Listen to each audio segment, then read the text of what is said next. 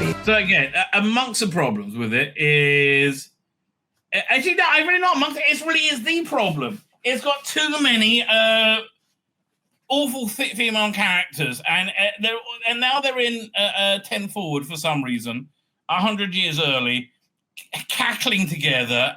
It's like, I don't want to see a bunch of cackling women. I want to watch Star fucking Trek. They're different things. If I want to watch The View, I'll watch The View. I don't want to watch The View in space. Right? I don't want to see stunning and brave women be empowered. I'm not up for any of that bullshit, right? But I think there's this as Starfleet Academy. Unless they're making Starfleet Academy season 1 and 2 to back, which they might be, we might be done with that. I think Starfleet Academy is going to be absolutely dire. So yeah. So this one started off really good, where they had the right number of male characters.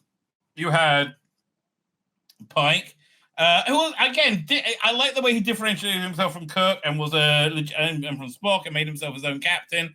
That was very good. Anson Mount, very good in the role. I never liked Gregory Peck. Was not Gregory Peck. Whatever his name, Peck, as Spock. He always played him like as Sheldon, right? From Big Bang Theory, right? And that's not Spock at all. Spock was super cool, right? Zachary Quinto did a fantastic Spock, frankly. But Spock needs to be super duper cool. Star Trek is dead Kurtzman is the problem. You're absolutely right. So you had that, and then you had the chief engineer, who was a great character, right? And then you threw in Uhura, who I thought would be shit, and she was great.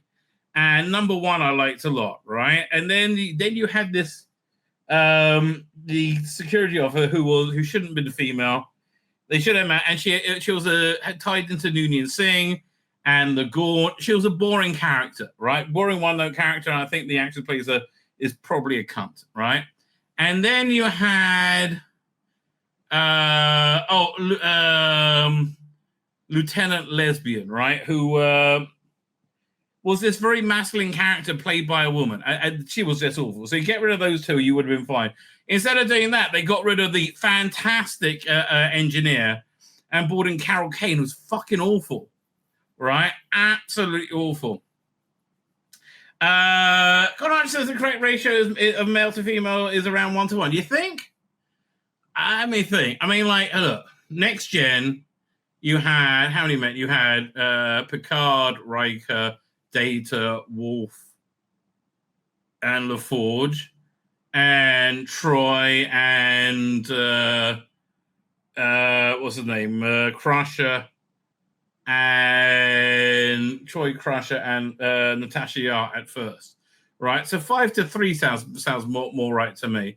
Deep Space Nine, you had Cisco, Odo, Wolf eventually, I guess. Yeah, I'd say Cisco, Odo, O'Brien, and Bashir. And then you had Kira. Who else? What other women were in there? And Dax. So again, 5-to-2. I know. I think that's a more traditional ratio. Parity would be better, not like overwhelming women, right? More women than men is stupid. Someone once said space is dark. Oh, they killed this actress. Freaking awesome! I love this actor. I've got to put him in the mix, right? He is fantastic. He was great in Dune. He was fantastic in the first series, but the second series they destroyed his character. He was such an interesting, thoughtful character, and then they turned into an action hero along with Nurse Chapel, which was also a terrible idea. One of the great successes in the first series was when the Enterprise was boarded by bad guys, although it was boarded very easily. But like how Chapel was like one of the few people who weren't, under lock and key, and she led this she fought her own personal insurgency, and it was great, right? Because they didn't defeminize her for it, right? And that was fantastic. And then they just forgot it totally. The other big problem with the second season is the first season, I think, succeeded because it let into television Star Trek, which is episodic, right? Which isn't like big bam, wow, crash, it's episodic stories, right? Second series went much more into I would say like cinematic Star Trek, and that was a big mistake. Dark and cold. Our job is to bring light, bring warmth, bring life to wherever we go. Is this a hit it situation? It's whatever kind of adventure we want it to be. I do hate the what's your catchphrase thing right now. That's just stupid. But you got this awesome design aesthetic, which, oh God, I love it so much. Oh, I love it so much. This crew is a team. The finest Starfleet has to offer. Indeed. I mean, I kind of like that, but I kind of like Doctor Who, like not getting the highest grade in the Academy as well. It's possible they don't know about us. They know about us.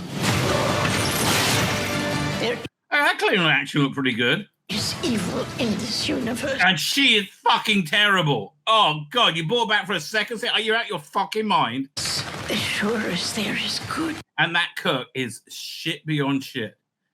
That Kirk is the Jim Carrey Kirk impersonation. It's good. The choices you make in that chair, they are yours to make and yours to live with. We await your orders, sir. He's been one of the worst people to play Kirk, and I include the fan members. Why not get Vic Montana? Vic Montana's too probably old now, frankly. You don't trust I don't want the romances. I want Star Trek. me with your best friend? You don't trust me with your baby brother. It's madness. Again, although Uhura, I thought would be a shit character. I put it down totally to the actress's performance, which is very charismatic, right? Absolutely, very charismatic. She does a great job, and she is easy on the eye. We have to stop this invasion. Prepare all weapons. Yeah, I think the Gorn are a bit of an overblown villain as well. Get to the ship!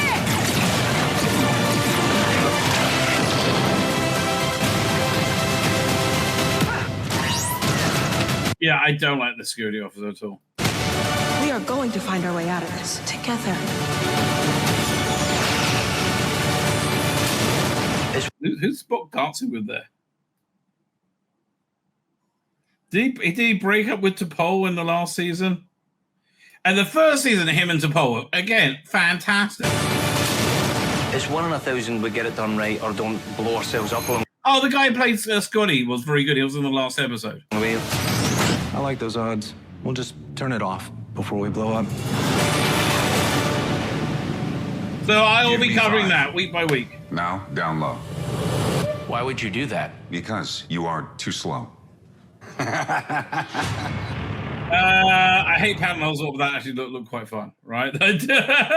So I don't know. It didn't bother me as much as it did the first time.